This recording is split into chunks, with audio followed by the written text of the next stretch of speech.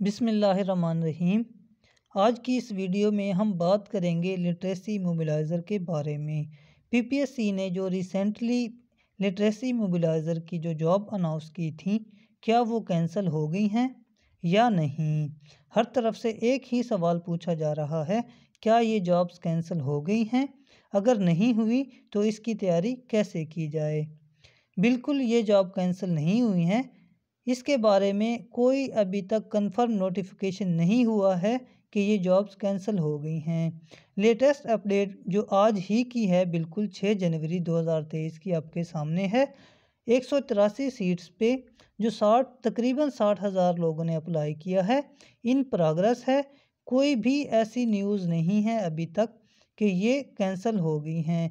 बिल्कुल ये जॉब्स हैं, अभी तक साइट पे मौजूद हैं। इनका पेपर होगा और लोगों की सिलेक्शन इस पर की जाएगी। और जो लोग तैयारी के हवाले से परेशान हैं, वो बिल्कुल परेशान ना हों, क्योंकि मैं अपने चैनल पर इसके रिलेटेड तमाम मवाद अपलोड करने वाला हूं। और जो पीडीएफ में मेरे पास डेटा मौजूद है, वो आप लोगों तक भेजने वाला हूं व्हाट्सएप के ज़रिए या डिस्क्रिप्शन में। तो चैनल को सब्सक्राइब कर लें ताकि लेटेस्ट जो है डेटा आप तक पहुंचता रहे।